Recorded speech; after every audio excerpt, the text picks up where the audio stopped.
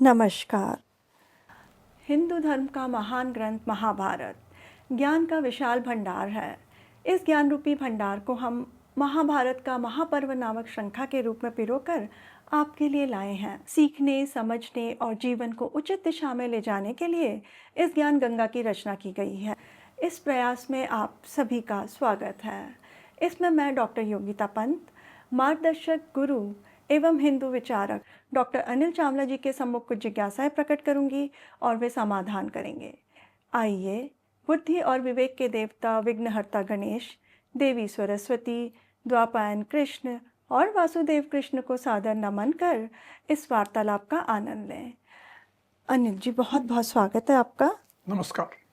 अनिल जी, पिछले प्रकरण में आपने बताया था कि खांडव वन कांड में अर्जुन ने मयासुर को अभयदान दिया था।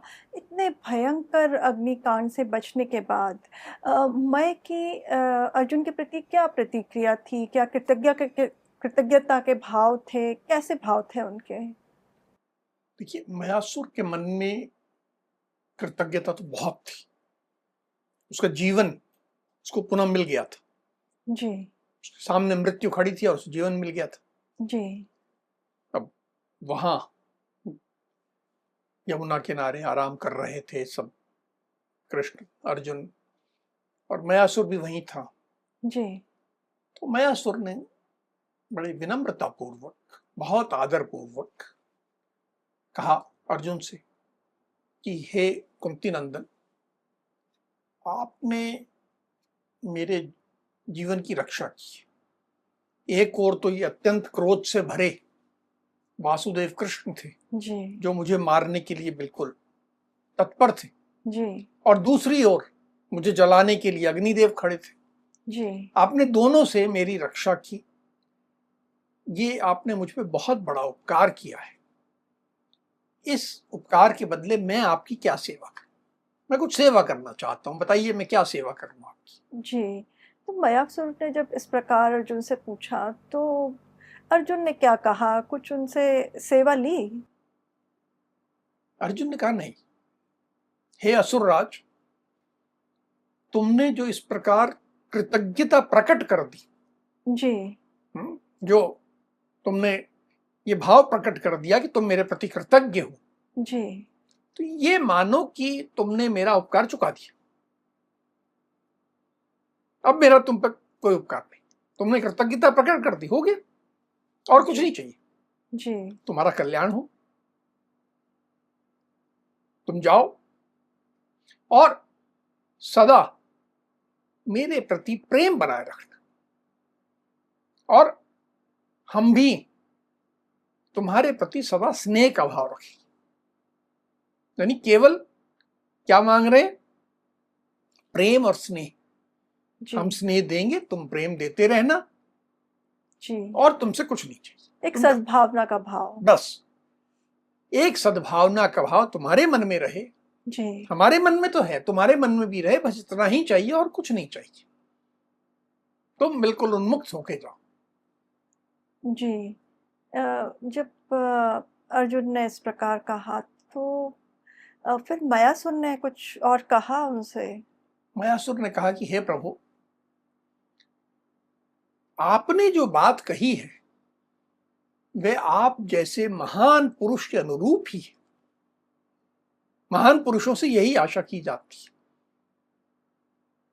यही तो महानता होती है कि उपकार कर देते हैं जी और बदले में सौदेबाजी नहीं करते जी कि मैंने उपकार किया, बदले में क्या दे रहे हो?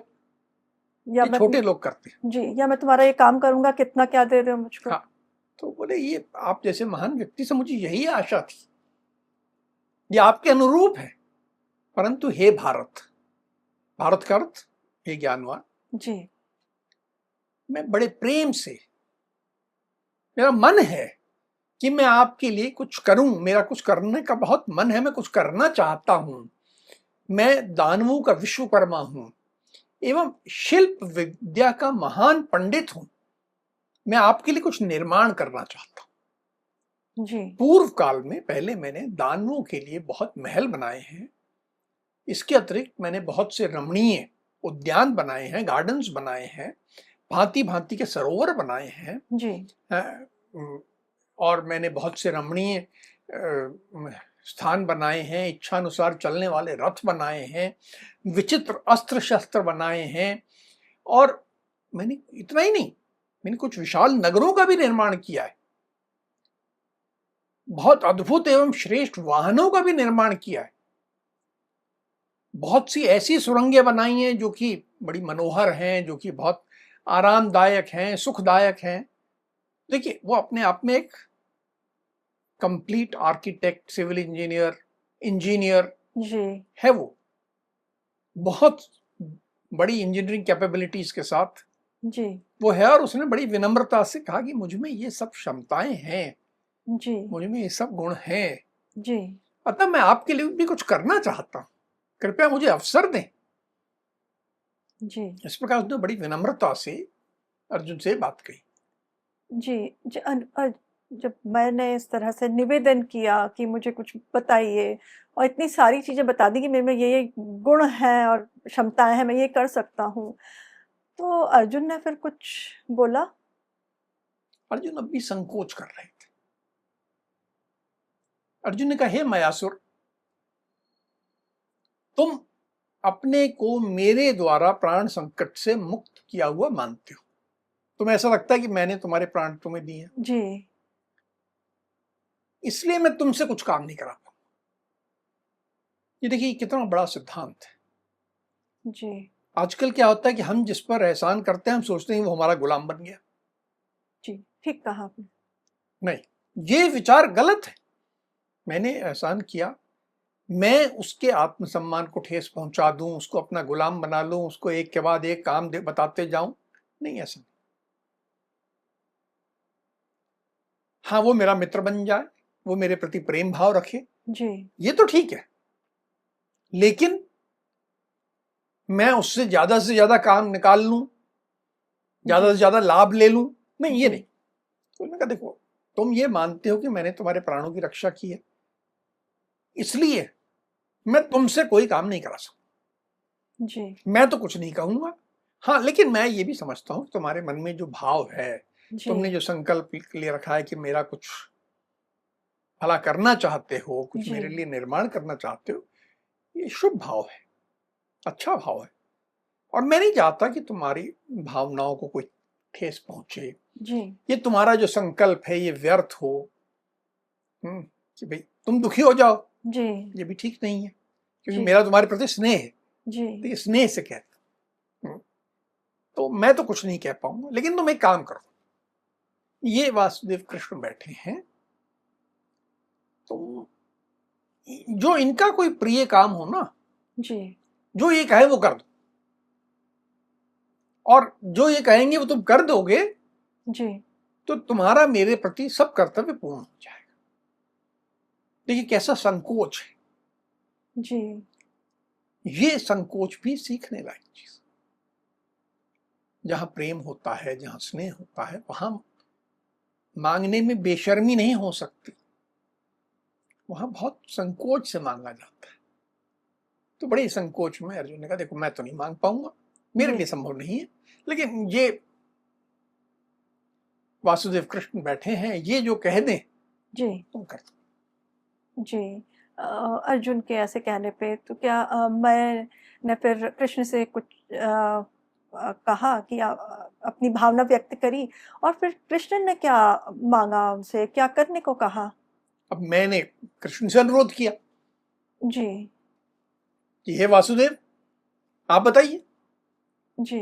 अब कृष्ण बड़े धर्म संकट में कि क्या करें, तो सोचने लग गए। 2 घड़ी उन्होंने विचार किया, जी। फिर उन्होंने विचार करके बोला कि हे शिल्पियों में श्रेष्ठ दैत्यराज, मैं, यदि तुम मेरा कोई प्रिय कार्य करना चाहते हो, जी। तो तुम ऐसा करो कि धर्मराज युधिष्ठिर के लिए एक, जैसा तुम ठीक समझो, जी। जैसा तुम्हें अच्छा लगे, वैसा एक सभा भवन बना दो। अब सभा भवन से हम जो मतलब समझें, जी बाद में इसकी विवरण आएगा, बहुत आएगा। जैसे आजकल कहा जाता है ना कन्वेंशन सेंटर, जी जी जिसमें बहुत सारे लोग रह भी लें, जिसमें सब एक सभा भी हो जाए बहुत बड़ी, और एक जी कॉन्फ्रेंस वेन्यू बन जाता है ना। जी जी जी तो एक ऐसा सभा भवन बना दो, जैसा तुम्हें ठीक लगे। यहाँ भी कोई रिक्वायरमेंट नहीं दी उन्होंने कि ये स्पेसिफिकेशन वाला बनाना है तुम्हें, जी नहीं, जी जैसा तुम्हें ठीक लगे वैसा बना। जी तो क्या फिर मैंने युधिष्ठिर के लिए महल बनाया, भवन बनवाया? हाँ, कृष्ण की आज्ञा को शिरोधार्य करके मैं बहुत प्रसन्न हुआ, क्योंकि उसको जो कहा गया था ये उसकी क्षमता के अनुरूप था। और उसकी मन की भी इच्छा पूरी हो मन गई। की इच्छा भी पूरी हो गई, क्षमता के अनुरूप था, कोई ऐसी गलत चीज नहीं मांग ली थी, जी जो वो कर सकता था वही मांगा था। जी तो बहुत प्रसन्न हुआ। फिर अर्जुन और कृष्ण दोनों मैं को लेके गए, राजा युधिष्ठिर से मिलवाया और सारी बातें बताई कि हमारी ये सब बात हुई है। जी राजा युधिष्ठिर ने भी मैं का यथा योग्य सत्कार किया, जी प्रॉपरली वेलकम किया, स्वागत किया। जी एक विद्वान, शिल्प विद्या का महापंडित उनके राज्य में आया है, तो स्वागत करना। जी देखिए यहाँ पर आप बात देखिए, वो है दैत्य, जी जी लेकिन उसकी योग्यता, क्षमता, उसकी पंडिताई के जी कारण उसका सम्मान हो रहा है, उसका सब सत्कार किया। और मैंने भी बहुत आदर के साथ वह सब सत्कार ग्रहण किया, बहुत ढंग से। जी ये कभी भी दोनों तरफ से होता है कि मेरा कोई सम्मान कर रहा है तो मुझे भी उसी आदर के साथ उसको ग्रहण करना पड़ता है, बदतमीजी नहीं कर सकते। जी तो वैसे उन्होंने ग्रहण किया और फिर कुछ दिन वहां रहे, और रहने के बाद उन्होंने सब योजना बनाई जी सभा भवन बनाने के लिए, कैसी तैयारी लगेगी, कैसी भूमि लगेगी, क्या संसाधन लगेंगे, सारी तैयारी की। जी और सारी तैयारी वगैरह के साथ, प्लानिंग के साथ, जिसे आज की भाषा में कहीं तो डिजाइन एंड ड्राइंग जी का सारा काम किया उन्होंने।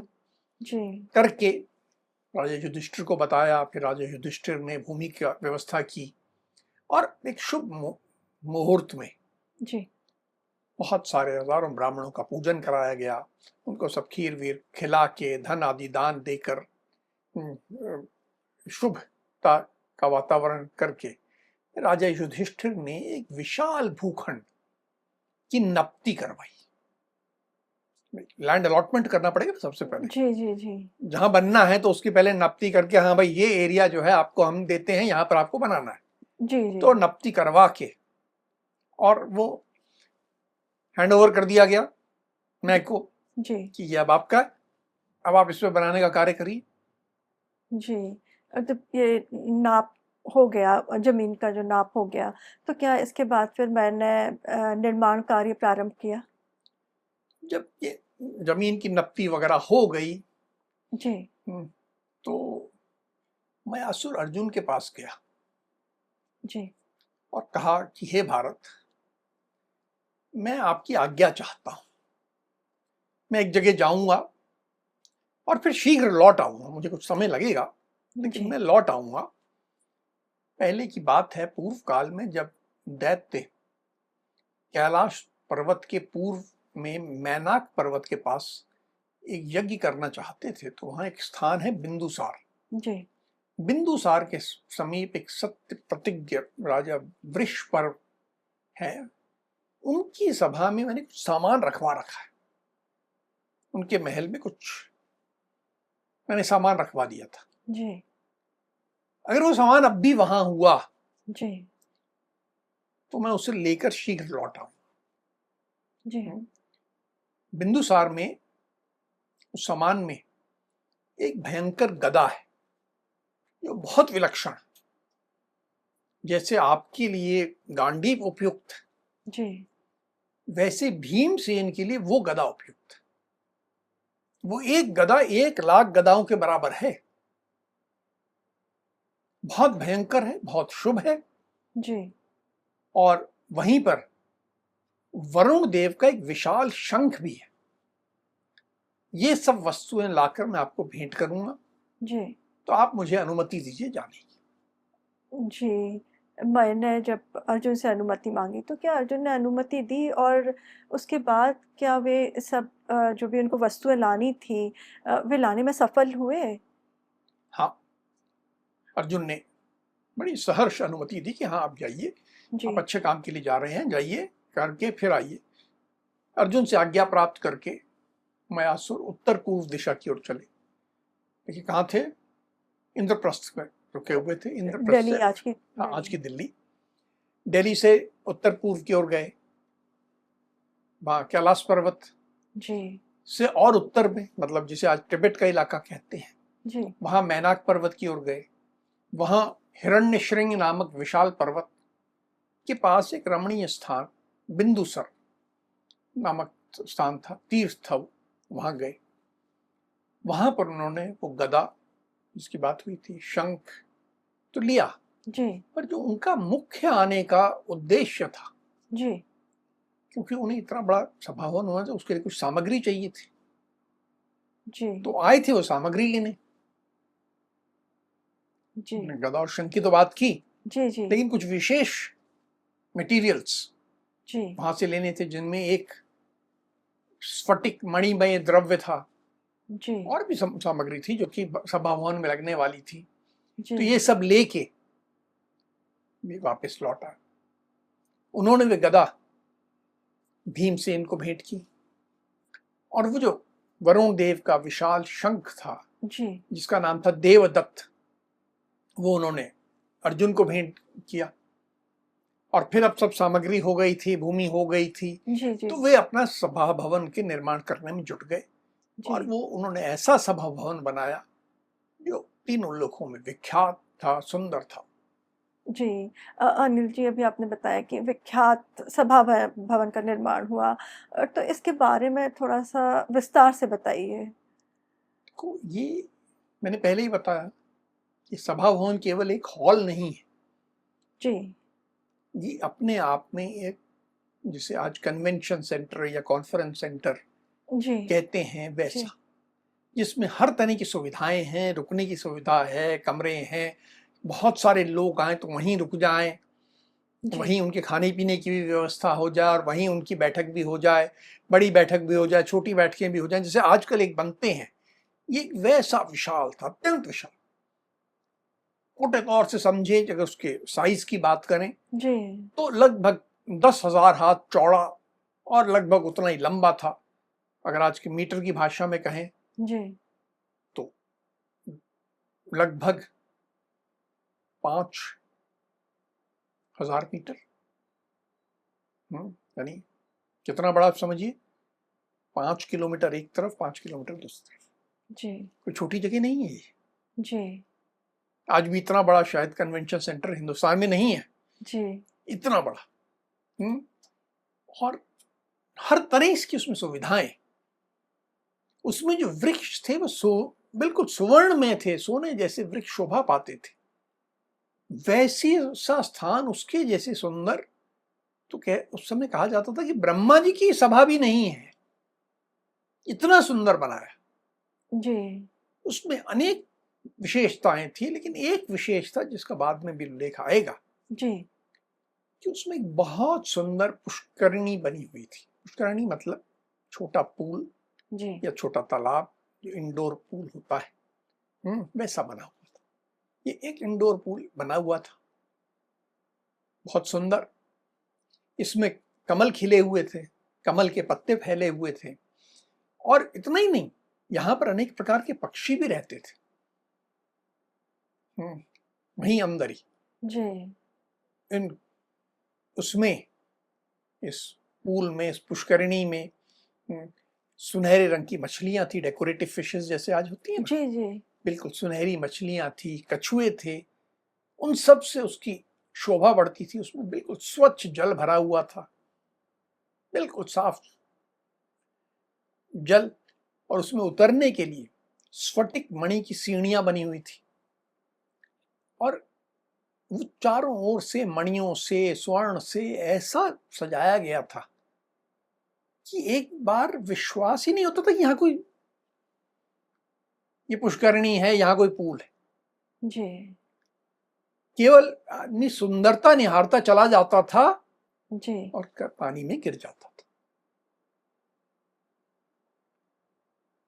ये ध्यान ही नहीं आता था कि यहाँ पर ऐसा होगा। जी इतना सुंदर और इतना बिल्कुल जैसे स्वप्न लोक होता है वैसा ये पुष्करणी जी ये बीच में थी। भवन के चारों ओर भी बड़े बड़े वृक्ष लहरा रहे थे, जिससे कि मंद मंद वायु आती रहे। जी भवन के चारों ओर वृक्षों के साथ साथ कुछ अलग अलग तरह के सुगंधित वन लगाए गए, कुछ उपवन लगाए गए, जी कुछ बावड़ियां बनाई गई। बावड़ी जानते हो, जिसमें नीचे तक उतर जाता है और पानी होता है। जी जी जैसे कुएं में तो अपने बाल्टी डालनी पड़ती है, जी बावड़ी जी में अपन उतर जाते।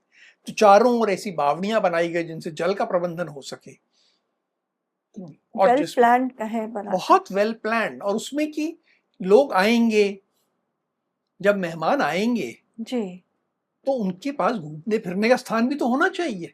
जी अपन बैठक करेंगे, बातचीत करेंगे, जी गंभीर यज्ञ होगा, कॉन्फ्रेंस होगी, लेकिन उसके बाद कुछ घूमने निकलें तो किसी बगीचे में चले जाएं, किसी तालाब किनारे बैठ जाएं, किसी बावड़ी में बैठ जाएं। जी तो ऐसे ही हर तरह से। और बावड़ियों में भी बहुत सुंदर हंस तैर रहे, जी ऐसे अनेक सुंदर पक्षी हैं। तो ये सारे के कारण बहुत बड़ी शोभा पाने वाला वैसा वो ये एक सभा भवन, कन्वेंशन सेंटर कहें, बनाया गया। जी इतना भव्य सभा भवन का निर्माण हुआ, तो इसके बनने में कितना समय लगा? बहुत जल्दी बना। मैं समझता हूँ कि आज भी इतनी जल्दी बनना संभव नहीं है, और आज अगर सरकारी डिपार्टमेंट को दे दी जाए तो फिर बहुत ही लंबा चल जाएगा। जी पर आप देखो उस समय में 14 माह में ये पूरा अद्भुत सभा भवन तैयार हो गया। मात्र 14 माह में निर्माण कार्य पूरा कर लिया गया।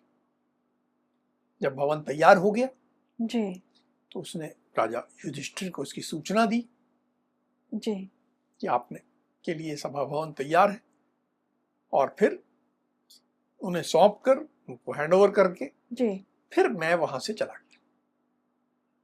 फिर वो वहां नहीं रुका। जी जैसे प्रोजेक्ट कंप्लीटेड, जी प्रोजेक्ट हैंडेड ओवर, जी और फिर अपना दूसरे काम में अपना व्यस्त हो गया, अपने दूसरे प्रोजेक्ट में कहीं चला गया। जी उसने जितना एक असाइनमेंट लिया था जी जी वो पूरा करके फिर वो वहां से निवृत्त हो जी अनिल जी, आपने बताया था कि ये निर्माण के समय तो वासुदेव भी वहाँ पे थे। तो क्या जब पूरा पूरा जब तक निर्माण कार्य चला भवन का, तब तक वासुदेव कृष्ण भी वहीं पे रहे या वो चले गए थे वहाँ से? गया। नहीं, वो वहां नहीं रुके। अब उनको तो द्वारका जाना था। जी वो तो कुछ अपने मित्र के साथ दोस्ती में रुक गए थे। तो जब निर्माण प्रारंभ हुआ जी तो लगभग उसी समय में जी वासुदेव कृष्ण ने राजा युधिष्ठिर से आज्ञा प्राप्त की, सबसे बहुत प्रेम पूर्वक विदाई ली, और उसके बाद वे अपना द्वारका को चले गए। जी अनिल जी, आज के प्रकरण में जो हमने कुछ बातें सीखी हैं, वो बहुत ध्यान देने योग्य है। पहली बात तो कि जब हमें कोई उपकार करता है तो हमारे मन में भी उसके प्रति कुछ कुछ करने की इच्छा होनी चाहिए, कृतज्ञता का भाव होना चाहिए, सेवा भाव होना चाहिए हमारे मन में। हमने देखा जैसे कि अर्जुन ने मय की रक्षा करी, प्राण बचाए, तो मय के मन में भी था कि मैं इनके कुछ उपकार करूँ, कुछ भला कर दूँ इनका। तो ये हमें सीखना चाहिए, ये आज भी उतना ही प्रासंगिक है। दूसरी बात जो एक है कि जब अर्जुन ने अभय दान दिया, तो उस अब मैं को अभय दान दिया तो उनके मन में कुछ ऐसा भाव नहीं था कि मैं इनको बचा तो रहा हूँ और इसके बदले में मैं इनसे ये चीज़ माँगूँगा, ऐसे उनके मन में भाव नहीं था, उनके मन में संकोच था। तभी उन्होंने, जब मैंने उनसे बोला कि कुछ माँगो मुझसे, तो उन्होंने कृष्ण की तरफ इशारा कर दिया। तो हमें भी इस बात का ध्यान रखना चाहिए कि अगर हम किसी की भलाई करें, परोपकार करें, तो हमारे मन में ऐसा नहीं होना चाहिए कि हम इससे, ये हमारे आज एहसान तले दबा हुआ है, तो हम इसका फ़ायदा उठाएँ। ये बात हमें सोचनी चाहिए। और जो एक बहुत ही महत्वपूर्ण बात है, वो ये कि अ, जब अर्जुन और जब अम, अर मैंने कृतज्ञता व्यक्त करी अर्जुन के प्रति, तो अर्जुन ने बस इतना कहा, इस बात पे जोर दिया कि तुम जहाँ भी रहो, तुम्हारे मन में हमारे प्रति स्नेह रहना चाहिए, प्रेम होना चाहिए, सद्भावना होनी चाहिए, और हम भी तुम्हें प्रेम, स्नेह देंगे। तो ये बहुत ज़रूरी है। आज हम किसी भी मानवीय संबंध में हों, चाहे हमारे पारिवारिक संबंध हो या फिर हमारे ऑफ़िशियल कहें हम संबंध हों, उसमें हमें जो रिलेशनशिप है, उसमें हमें ये बात का ध्यान रखना चाहिए कि हम भी दूसरे को प्रेम दें और सामने वाले ने भी उसी तरह रेसिप्रोकेट करना चाहिए।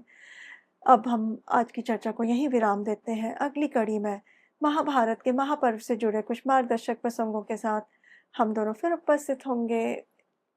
राम राम। राम राम।